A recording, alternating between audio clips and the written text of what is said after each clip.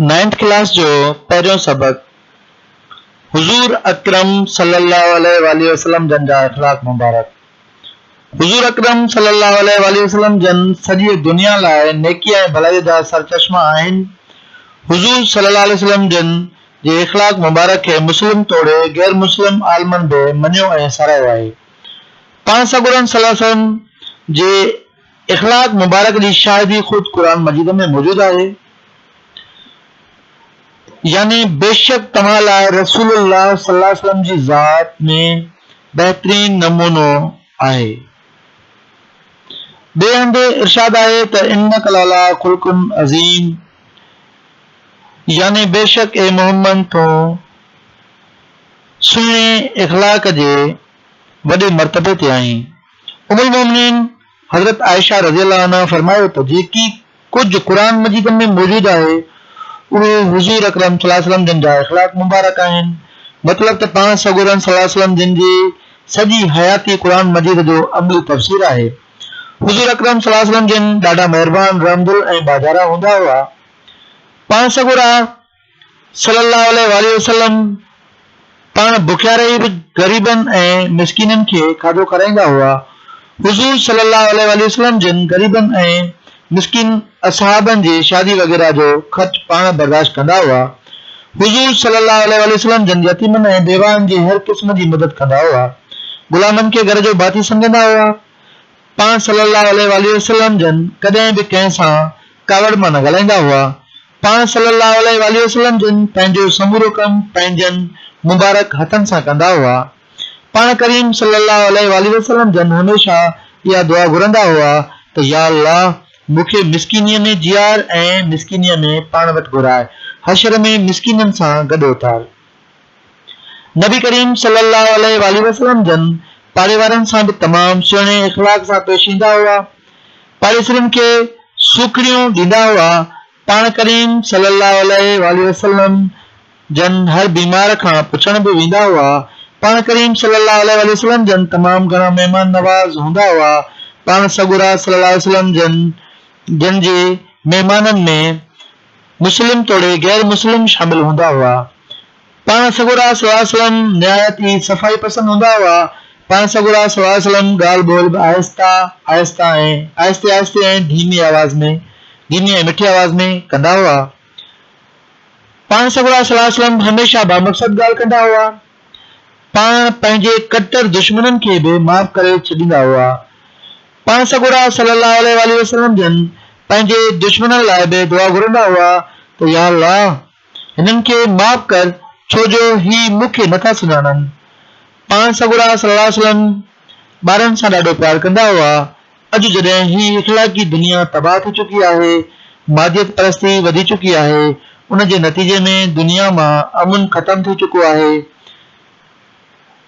दुनिया खे अमन जो गहवारो बनाइण लाइ असांखे नबी करीम सल्लल्लाहु अलैहि वसल्लम जन जे इखलाक मुबारक ते अमल करणो पवंदो। संदन इखलाक मुबारक सॼी दुनिया लाइ उम्मीद जो हिकु रोशन किरणो आहिनि। मश्क हेठनि सवालनि जा जवाब ॾियो। साॻिए सबक जा सवाल ऐं जवाब आहिनि। सवाल नंबर पहिरियों आहे, पाण सॻुरनि सल्लल्लाहु अलैहि वसल्लम जन जे इखलाक मुबारक जी क़ुरान मजीद कहिड़ी शाहिदी ॾिनी आहे? जेको पहिरियां बि पढ़ी आयासीं, जवाब में मौजूद आहे। पाण सॻुरनि सल्लल्लाहु अलैहि वसल्लम जन जी इखलाक मुबारक जे बारे में हिन रीति शाहिदी ॾिनी वई आहे। क़ुरान मजीद में हिन रीति शाहिदी ॾिनी वई आहे त लक़द कान लकुम फी रसूलिल्लाहि उसवतुन हसना, यानी बेशक तव्हां लाइ रसूलुल्लाह जी ज़ात में बहितरीन नमूनो आहे। क़ुरान मजीद में ॿिए हंधि इरशाद आहे त इन्नका लअला ख़ुल्क़ुन अज़ीम, यानी बेशक ए मोहम्मद तूं सुहिणे इखलाक जे वॾे मर्तबे ते आहीं। सवाल नंबर 2 आहे, हुज़ूर सल्लल्लाहु अलैहि वसल्लम जन ग़ुलामनि बाबति कहिड़ी तलक़ीन कई आहे? जवाब, हुज़ूर सल्लल्लाहु अलैहि वसल्लम जन ग़ुलामनि बाबति तलक़ीन कई आहे त जहिड़ो तव्हीं पहिरियो तहिड़ो उन्हनि खे पहिरायो, जहिड़ो तव्हां खाओ तहिड़ो उन्हनि खे बि खारायो। पाड़े बाबति सिंधीअ में कहिड़ी चवणी मशहूर आहे? जवाब, पाड़े बाबति सिंधीअ में हीअ चवणी मशहूर आहे त पाड़ो नबियुनि खे बि प्यारो आहे। सवाल नंबर 4 आहे, पाण करीम सल्लल्लाहु अलैहि वसल्लम जन पंहिंजनि महिमाननि सां कीअं पेश ईंदा हुआ? जवाब, पाण सगोरा सल्लल्लाहु अलैहि वसल्लम वॾा महिमान नवाज़ हुआ। मुसलमान तोड़े काफ़िर वटन महिमान थी ईंदा हुआ। पाण सगोरा सल्लल्लाहु अलैहि वसल्लम जन वॾे दिल सां आदरबा कंदा हुआ। कॾहिं कॾहिं त घर में जेको कुझु बि हूंदो हो उहो महिमाननि आॾो आणे रखंदा हुआ। संदन सॼो घर फाके में रहंदो हो। पाण सल्लल्लाहु अलैहि वसल्लम जन रात जो उथी महिमाननि खां पुछा कंदा हुआ त का तकलीफ़ कान अथव। सवाल नंबर 5 आहे, आला इख़लाक़ी क़दरुनि जो विञायल मार्ग कीअं थो माणे सघिजे?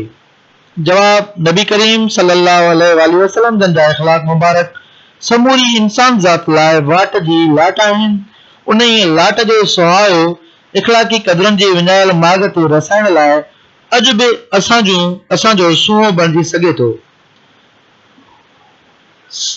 हिसो आहे बे। हेठियन लफ़्ज़नि जी माना लिखी जुमलनि में कमाणियो। एतराफ़ यानी क़बूल करण। पाण सगोरन सल्लल्लाहु अलैहि वसल्लम जिन जी सचाई ऐं ईमानदारी जो एतराफ़ संदन कटर दुश्मन बि कंदा हुआ।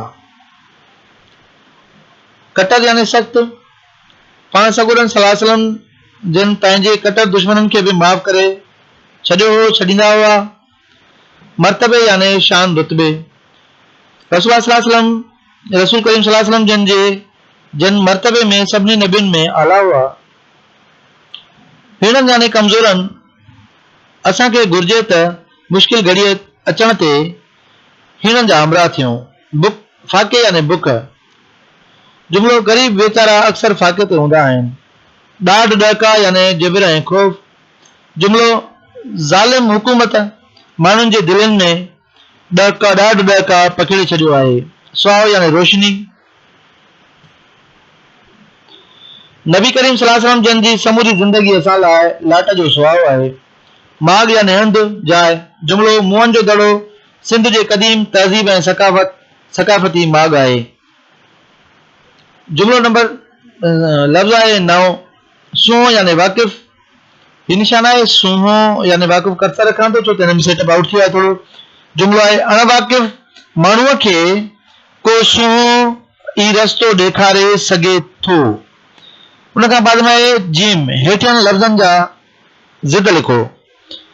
नेकी यानी बदी, भलाई यानी बुराई, सखी यानी कंजूस, हीणन यानी ताकतवरन, मेहमान यानी मेज़बान, नवा यानी पुराना, फतेह यानी शिकस्त, पस्तियुन यानी बुलंदियुन। हेठां खाल आहिनि, हेठां खाल भरियो। दाल वारो हिसो आहे। पाण सगोरा सल्लल्लाहु अलैहि वसल्लम गुलामनि खे पंहिंजे घर जो भाती जेको आहे खाल में इस्तेमालु थियल आहे, अंडरलाइन आहे, सम्झंदा हुआ। पाण सगोरा सल्लल्लाहु अलैहि वसल्लम पाड़ेसरियुनि जी सार संभाल लहंदा हुआ। हिन में पाड़ेसरियुनि खाल में इस्तेमालु थियल आहे। नंबर 3 आहे पाण करीम सल्लल्लाहु अलैहि वसल्लम जन कोल कंदा हुआ त इहो पाड़ींदा हुआ। पाड़ींदा जेको आहे खाल में इस्तेमालु थियल आहे। हुज़ूर अकरम सल्लल्लाहु अलैहि वसल्लम बीमारनि खे पुछण वेंदा हुआ। पुछण जेको आहे खाल में इस्तेमालु थियल आहे। हीअ अॼोको सबक़ हुयो। सबक़ नंबर 1 हुयो जेको तव्हांखे पढ़ायो वियो ऐं सेखारियो वियो। उम्मीद आहे त इंशाअल्लाह तव्हां इन मां लाभ ज़रूरु हासिल कंदा ऐं ॿियनि दोस्तनि ताईं बि हीअ वीडियो ज़रूरु शेयर कंदा ऐं चैनल खे सब्सक्राइब कंदा।